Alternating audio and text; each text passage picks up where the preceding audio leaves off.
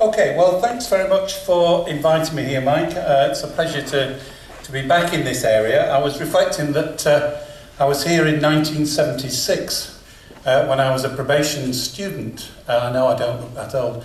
And I did a 2-week placement in Lewes Prison just after the Hull riots, in case anybody goes back that far.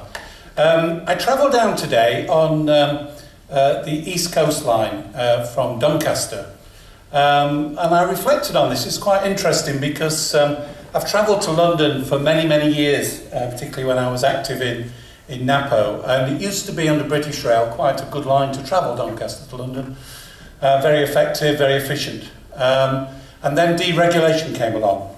And we had successive private companies trying to run the same line poorly. And indeed, the last of those private companies actually withdrew from their franchise early because they couldn't make it work. And so government had to do something because it's a very popular line. And so East Coast came into being, which is a public sector rail provider. In the last 2 years, East Coast has actually made a success and made a profit of that line for the first time for a long time. And government, in recognition of that, are to privatise it once more. The agenda for today is about the government's ideological commitment to privatise anything in the public sector that moves or doesn't move. This is not just about probation. It's about the rails, it's about the NHS, it's about the work programme, and it's about probation as well. And that's the context within which this is taking place. There's a political philosopher called Michael Sandel who raises the question about this marketisation of probation service, which I think is very crucial to understanding all this. He says, the era of market triumphalism has coincided with a time when public discourse has been empty of moral and spiritual substance. Our only hope of keeping markets in their place is to deliberately, openly and publicly about the meaning of the goods and social practices we prize. His book, The Moral Limits of Markets, is well worth a read because he really says at what point have we reached that everything is marketised. So everything is a commodity, from patients to rail customers to offenders. And that's the world we're moving into. And he asks for a halt to this. Let's think about this. Let's stand back. And what are the moral limits to what we should legitimately marketise? And I think we've reached that certainly with probation. I'm going to say a few words about transforming rehabilitation, and then I'm going to say a few words about what I think might happen if it comes to pass, and then I'm going to finish with, I hope, some words which might suggest that we still have a bit of hope left. The first thing to say, of course, is that Chris Grayling, as well as being somewhat devious, is a very clever man, because most of the prescriptions for change that he has articulated for probation would have endorsed. However, nearly all the proposed mechanisms by which he's going to deliver those changes are not backed by evidence at all. If this was about evidence, we wouldn't be going down this route. Unfortunately, it's not about evidence. This is not about the government's commitment to evidence-informed practice. It's its commitment to policy-informed evidence. In other words, the policy comes first, and then they will shape the evidence to fit it. I could talk at length about the lack of evidence for these changes, but it's almost irrelevant. Of the 600 replies to Grayling's paper, well over 550 gave evidence which showed that his proposals will not work, are dangerous and disruptive to offenders, to victims and to the communities. He didn't take any notice of that. If I take two examples very briefly, payment by results is unproven, untried, and where it has been tried has been an abysmal failure. Indeed, somewhat ironically, Grayling's last posting was in the work programme, which shows that it would have been better for the unemployed to have stayed away from the work programme. Statistically, they would have had more chance of getting a job than if they participated in the work programme. Payment by results has been an abject failure there, and it's unproven in the few examples we see in the criminal justice system. So to get rid of the trials and to propose that we'll now do payment by results across the system is extremely risky indeed. A publication which came out about 3 days ago by the Social Market Foundation is very interesting, because they point out that actually the current proposals would actually produce perverse incentives. It would actually make it more profitable for private companies actually to increase reducing offending slightly in order to keep their money up, rather than reduce, because the ability to reduce to the level that would cause a significant increase in their funding is not achievable. So it's a very interesting paper. And the other area in which we have no evidence that change will be successful is community payback. Nobody will say publicly what's happening in London about the Serco Inner London Community Payback Scheme. And I couldn't possibly comment, except to say that everything I've heard suggests it's hugely problematic. The fact that it took 4 years to put into place should give us cause for concern. The fact that people, once they'd moved across to Serco, had their conditions of service reduced, many were made redundant. The fact that offenders were put on a kind of conveyor belt system with no engagement, and the fact that at least one organisation I know no longer refers anybody to community payback as a result of what's going on. But I couldn't possibly comment. There is no willingness to talk officially about what's happening there. There's certainly no evidence of success. So we can't go to evidence because evidence is clearly not relevant. Another concern I have is simply one about speed. Even if every element of this process was good and unimpeachable, we know that the speed by which this is taking place will undermine effective implementation. We have examples of this. I'll give you just one for the time being. The What Works proposals, which were a bottom-up initiative in the late 1990s and produced positive change, were then taken over by the National Probation Service, which some of you will remember proposed that we'll have 60,000 offenders going through programmes in the first couple of years. What happened? It was an absolute disaster. And whilst accredited programmes themselves have an important part to play, the way in which they were implemented put the probation service back for 5 or 6 years. The speed at which this is going through is simply reckless. You would not countenance the speed for this sort of thing. It wouldn't matter if it was all worked out. But it seems to be that there's been a lot of fag packets in use in the MOJ, because just before they have meetings, they will scribble their latest blueprint for change and then change it once they've been in the meetings. There is no grand plan here. The 3 key elements of Grayling's vision is reducing reoffending, saving money, and process innovation. But to be honest, this is all about money and the marketisation of public services, treating offenders as commodities. Why? Probation effectively reduces reoffending already, 10% over the last 10 years. Why? Because probation, like any other agency working in the criminal justice system, and I include the voluntary and private sector here, have already engaged in lots of innovation and change. We're not reluctant to do that. Probation is an organisation characterised by change rather than continuity. This is about money, and that's where we're heading. What will happen is that fragmentation, loss of expertise, people are already leaving the probation service, conflicts of interest, inconsistencies of practice, the gains of the last decade will all be negated by these changes. But worst, we put people at risk. We put victims at risk, we put communities at risk while this experiment is going on. The arguments for the retention of the institution of probation as it is now are strong. There is no example worldwide, and I looked at 40 nation states, that exists of probation being organised in the manner that's been suggested. It's all state-run or state and voluntary sector-run. Probation in the UK is hugely successful in terms of external kite marks, reductions in reoffending and worker satisfaction. The practice capability that we have in probation now regarding rehabilitation has never been so extensive and evidence-informed. When I started as a probation officer in 1976, I didn't quite know what I was doing. There was things around to help, but it was a little bit feeling your way. We know an awful lot more now, and we risk losing those gains that have been so significant in the last 10 years. Probation, to me, acts as the social glue for commissioning of services. It avoids the potential for an arbitrary patchwork of provision, which creates fragmentation, loss of continuity of care.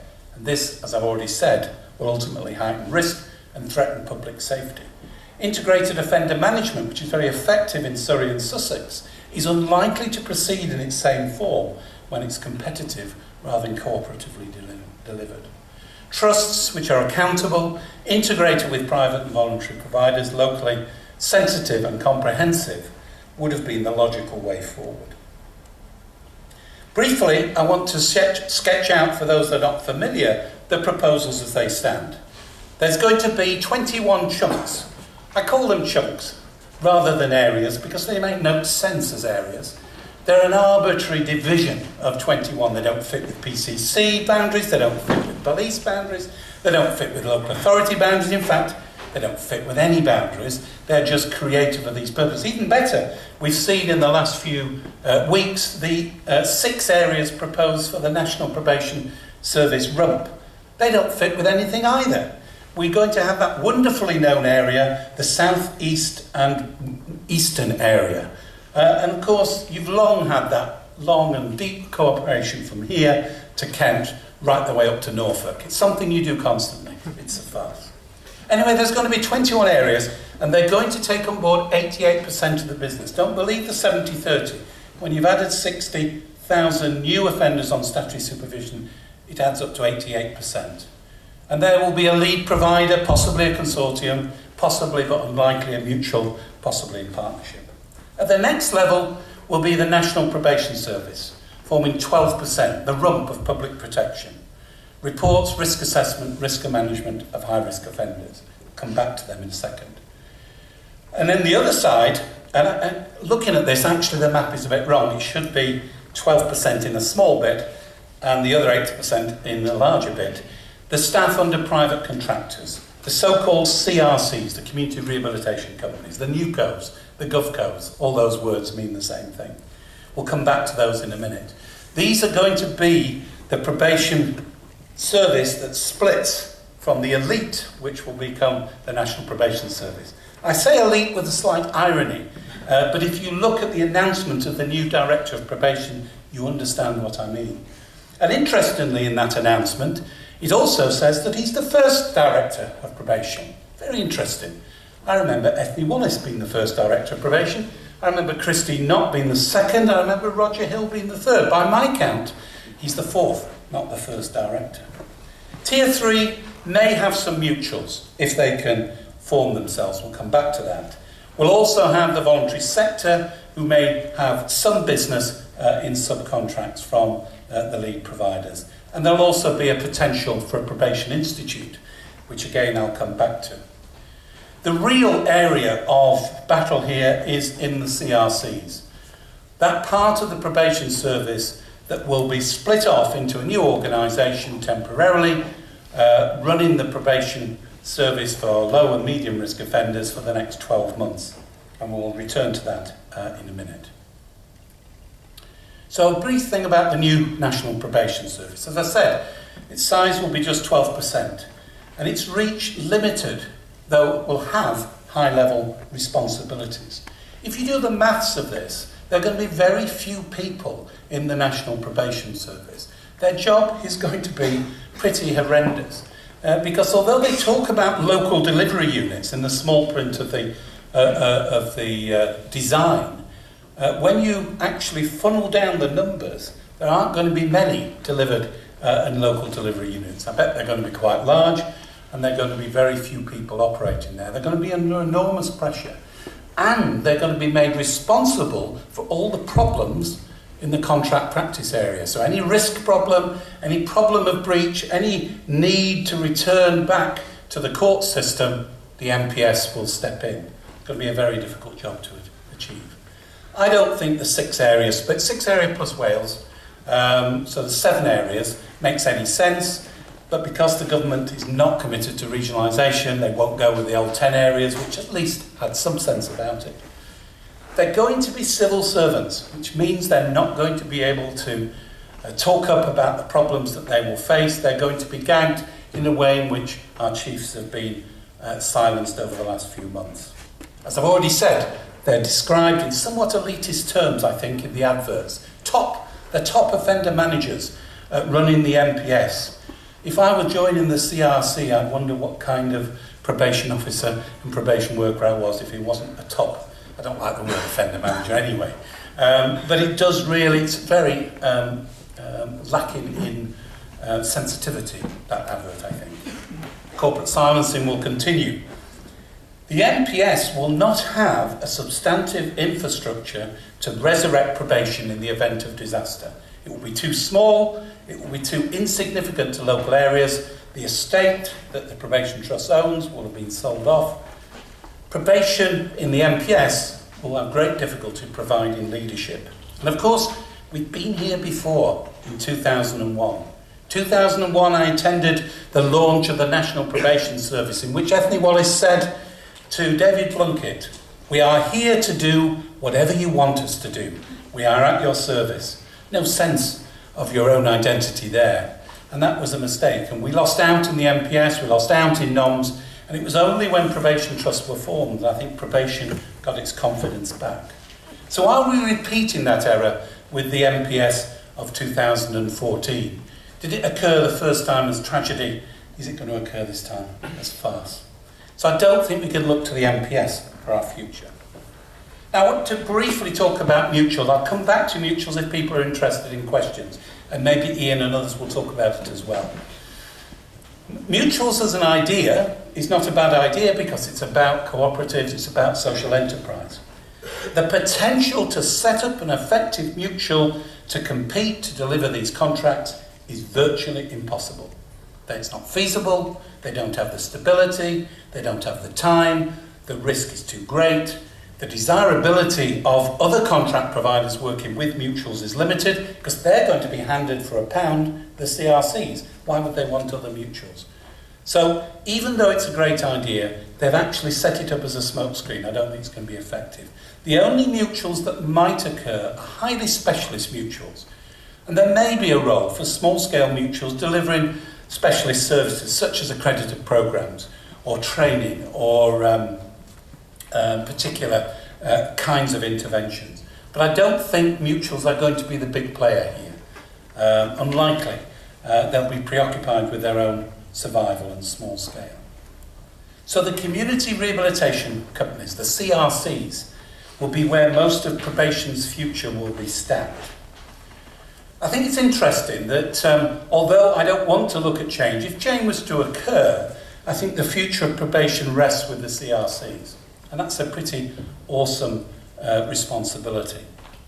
They will maintain the professional role, which will be intact through the transfer process over the next 12 months. The key role here will be who's appointed as leader in that transition. The leaders of the CRCs have to get their act together very quickly, have to understand what their role is, have to really assert themselves as the probation sector of the future. Because I think the question of who will win the 21 chunks is an open question. It's my belief, and I've been saying this for some time now, that the private for-profit justice sector, the Sercos, G4S, Sodexos, are not that relevant to this. Despite this was before the electronic monitoring disaster made them even less likely. The reason I say this is because the evidence is that it's the business process outsourcing private sector that are coming to the meetings, that are putting themselves in position to bid for this. Capita, Unilink, Tribal, Mutual, Interserve, Sentry and Campbell Pace, there's hundreds of them that are out there looking at this possibility. Now, if it's Serco and G4S, they are justice services. They think they could run probation. They're more dangerous for probation because they think they can do it. These companies haven't a clue about probation. They do not know the business of probation. They will need professional expertise. I have to say that what they're good at is back office functions. And I think back office functions will completely go. And if I was a sports staff in probation, I'm beginning to look elsewhere. And, I say that because I don't think support staff will be kept on in the medium term. But probation staff running probation will remain for a while. If they can deliver the right kind of service, maybe the essence of probation stays within that. There's lots of difficulties in that, but maybe there's a possibility. The other area, I think, of optimism, and optimism is a strong word here, is to think about ownership, governance, accountability and cultural continuity. And I think if the Probation Institute comes off, this is a possibility. The contracting culture within which this arrangement is developing is a very threadbare model of accountability. Quality assurance is certainly threatened. And I think we will need an external organisation that will help provide some regulation, some quality accounting. And I think the Probation Institute could do this job. I could say more later, but I'm running out of time. So I want to go back and pretend that that scenario won't happen. And to pinch from the Daleks and reverse it, I don't think resistance is futile. I think resistance is certainly not futile. I don't think we've finished yet. I think I would like to feel that there are still some moves to go. And that's maybe over-optimistic, but I don't think I could get out of bed in the morning if I didn't think there was a chance of saving probation. These are just some of the straws of the winds that are happening at the moment, and I'm sure Ian and others will add to this.